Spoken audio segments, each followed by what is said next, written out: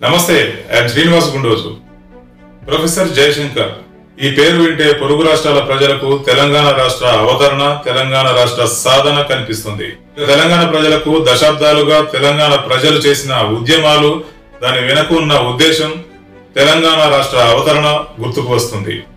ఇంతకీ ప్రొఫెసర్ జయశంకర్ తెలంగాణ రాష్ట్ర సాధన కోసం ఎలాంటి కృషి చేశారు, ఆయన వేసిన రోడ్ మ్యాప్ ఎలాంటిది, ఇప్పుడు తెలుసుకుందాం. ప్రొఫెసర్ జయశంకర్ వ్యక్తిగత జీవితం గురించి మనం పరిశీలించినట్లయితే, తనకంటూ ఒక జీవితం, ఆస్తిపాస్తులు కూడగట్టుకోవడం, పెళ్ళాం పిల్లలు అనే స్వార్థానికి ఆయన చాలా దూరంగా ఉండి రాష్ట్ర సాధనే ఆయన లక్ష్యంగా జీవించాడని చెప్పవచ్చు. ఆయన బ్రహ్మచారిగా ఉండి తెలంగాణ రాష్ట్ర సాధన కోసం మాత్రమే పరితపించే వ్యక్తిగా మనం చూసాం.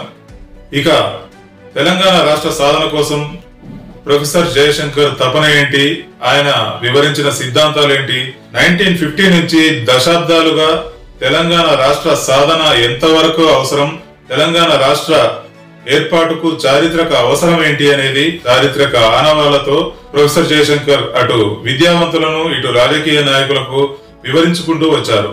ఈ క్రమంలో వాస్తవాలు, వక్రీకరణలు అనే శీర్షికన తెలంగాణ ఎంత నష్టపోయింది, నీళ్లు, నిధులు, నియామకాలు ఈ ప్రాంత ప్రజలకు దక్కకుండా ఎంత నష్టపోయిందనేది డాక్యుమెంటల్ ఎవిడెన్స్ తో ఆయన వివరించేవారు. ఈ క్రమంలోనే తెలంగాణకు చెందిన ఎన్ఆర్ఐస్ నుంచి సాధారణ సామాన్యుల వరకు పలు వేదికల ద్వారా అవేర్నెస్ క్రియేట్ చేస్తూ వచ్చారు ప్రొఫెసర్ జయశంకర్.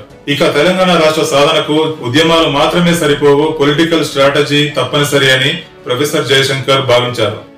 ఈ క్రమంలో అన్ని పార్టీలలో ఉన్నటువంటి తెలంగాణ నాయకులను కలిసి పొలిటికల్ గా తెలంగాణ సాధనకు కృషి చేయాలని అభ్యర్థించేవారు జయశంకర్. 1950లో ఇడ్లీ సాంబార్ గో బ్యాక్ అనే ఉద్యమం, 1969లో తెలంగాణ ఉద్యమం, 1995లో మారోజు వీరున్న నేతృత్వంలో జరిగినటువంటి తెలంగాణ మలిదశ ఉద్యమం, 2001లో టీడీపీకి రాజీనామా చేసి టిఆర్ఎస్ పార్టీ ఏర్పాటు చేయడానికి కేసీఆర్ వేసిన తొలి అడుగుతో సహా 1950 నుంచి తెలంగాణ రాష్ట్ర ఏర్పాటు వరకు ప్రొఫెసర్ జయశంకర్ వేసినటువంటి రూట్ మ్యాప్ లోనే సాగుతూ వచ్చింది తెలంగాణ ఉద్యమం. ఇక 2001లో టీడీపీకి రాజీనామా చేసి టిఆర్ఎస్ పార్టీని ఏర్పాటు చేసిన క్రమంలో కేసీఆర్ కు వెన్నుదన్నుగా ఉన్నారు ప్రొఫెసర్ జయశంకర్. తెలంగాణ రాష్ట్ర సాధనకు రాజకీయ వ్యూహాలతో ఇటు ఉద్యమాలతో సమ్మిళితం చేసి తెలంగాణ రాష్ట్రాన్ని ఎలా సాధించాలనే విధంగా కేసీఆర్ కు కంప్లీట్ గైడెన్స్ ఇచ్చినటువంటి వ్యక్తి ప్రొఫెసర్ జయశంకర్. ఇటు జేఏసీకి అటు టిఆర్ఎస్ కు అనుసంధానకర్తగా ఉన్నటువంటి ప్రొఫెసర్ జయశంకర్ ఎన్ఆర్ఐస్ నుంచి కామన్ మ్యాన్ వరకు తెలంగాణ ఉద్యమ అవసరం ఎంత అనేది తెలుపుకుంటూ వచ్చారు పలు వేదికల ద్వారా. ఒక కుటుంబం ఆస్తిపాస్తులు సంపాదించాలనే ఎలాంటి జిజ్ఞాస లేకుండా, ఎలాంటి ఆశాపేక్షలు, స్వార్థం లేకుండా రాష్ట్ర సాధనే ఆయన జీవితంగా బతికినటువంటి ప్రొఫెసర్ జయశంకర్ 2011లో మరణించారు. రాష్ట్రాన్ని సాధించినాక స్వరాష్ట్రంలో తనువు చాలించాలని ఆశపడ్డారు. కానీ ఆయన ఆశలు నెరవేరలేదు, ఆశయాలు మాత్రం నెరవేరాయి. ఆయన వేసిన రూట్ మ్యాప్ లో తెలంగాణ ప్రత్యేక రాష్ట్ర ఏర్పాటు సాధ్యమైంది. ప్రొఫెసర్ జయశంకర్ వేసినటువంటి రూట్ మ్యాప్ లో రాష్ట్రాన్ని సాధించుకున్న మనం, రాష్ట్రాన్ని ఏర్పాటు చేసుకున్న తర్వాత ఆయనకు మనం ఇచ్చిన గౌరవం ఏంటి, మన పాలకులు ఎంతవరకు ప్రొఫెసర్ జయశంకర్ కు గౌరవం ఇస్తున్నారు అని మనం పరిశీలించినట్లయితే, ప్రొఫెసర్ జయశంకర్ కు ఆయన చేసినటువంటి కృషికి తగ్గ గౌరవం ఇవ్వలేదని మనం చెప్పవచ్చు. కేవలం ఒక యూనివర్సిటీకి మాత్రమే ప్రొఫెసర్ జయశంకర్ పేరు పెట్టడం జరిగింది. ఆయన వేసినటువంటి రూట్ మ్యాప్ లో రాష్ట్రాన్ని సాధించుకొని పాలన చేసినటువంటి టిఆర్ఎస్, ఇప్పటి బిఆర్ఎస్ పాలకులు కనీసం ఆయన కాంస్య విగ్రహాన్ని కూడా ట్యాంక్ బండ్ పై ఏర్పాటు చేయలేదు.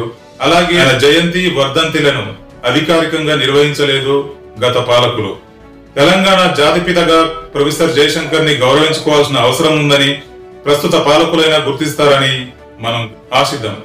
ప్రొఫెసర్ జయశంకర్ జయంతి, వర్ధంతిలను అధికారికంగా జరపాలని, ఆయన పేరిట స్మృతివనం ఏర్పాటు చేయాలని, ట్యాంక్ బండ్ పై ఆయన కాంస్య విగ్రహాన్ని ఏర్పాటు చేయాలని, ఆయన జీవిత విశేషాలను పాఠ్యాంశాలుగా ప్రాథమిక, ఉన్నత పాఠశాలల్లో, డిగ్రీ స్థాయి పై చదువుల్లో సైతం ఆయన పాఠ్యాంశాలు బోధించేలా కృషి చేయాలని తెలంగాణ ప్రజలు డిమాండ్ చేస్తున్నారు. తెలంగాణ రాష్ట్ర పాలకులు ఎంతవరకు ప్రొఫెసర్ జయశంకర్ ఆశయాలను, ఆయన జీవితాన్ని ఎంతవరకు గౌరవిస్తారనేది వేచి చూడాల్సిన విషయం.